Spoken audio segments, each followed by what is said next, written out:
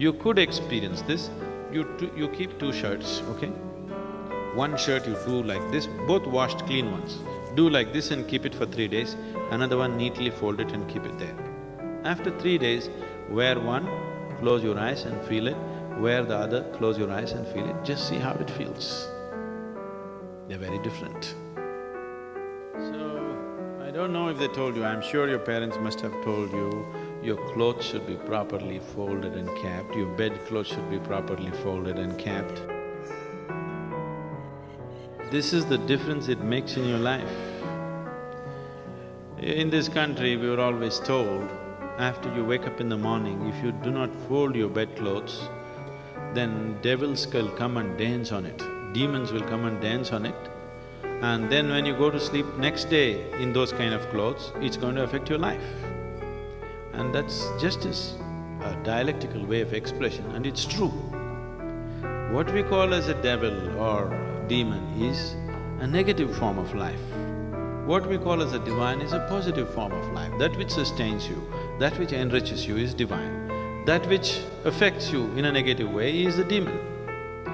So just this paper, if you just crumple it and keep it, it attracts the negative form of energy. If you keep it properly folded, it becomes positive. This is why from everything to everything, how the house should be, where you should place what. If… I don't know, these days it's all going away, we are going by modern aesthetics. Otherwise, if my grandmother was here, everything where what should be what, everything should be in a particular way.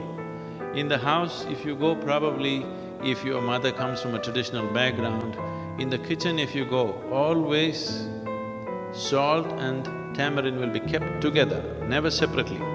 Do you know this?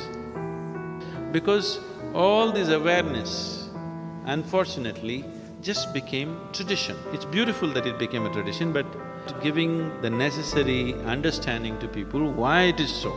Simply do it. After some time, somebody comes and says, why should I do it? I'll keep tamarind on my head, salt somewhere else. It doesn't work like that. All these items have something to do with how you live, everything, how it should be kept. So the whole science of seeing how this human being can function at its maximum vibrance, even a simple peasant in this country knows about it without knowing about it. You know, he does not intellectually or consciously know about it, but he just knows this is how it must be done. Because the whole system of yoga was made into a cultural format and given to people because people saw the impracticality of teaching every aspect to every human being on the planet. So just make it culture and leave it to them.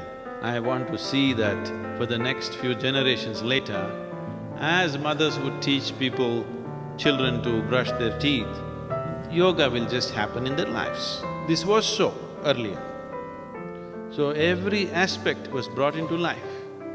So what you see as this culture, because this is a land without God, this is a land without religion, this is just a certain science transmitted as culture. Because of various distortions, that science has become all distorted. Putting it back is not easy to the whole society. We want to put it back at least into a few people, hoping that they will be able to impart it to the rest of the larger society sometime in future. If we produce 1,000 people who really perceive, understand and live that way, I'm sure these 1,000 people can impart it to 1,000,000 people. Those 1,000,000 people can do it to many more people. And they may produce many more people who are capable of receiving this and things may happen.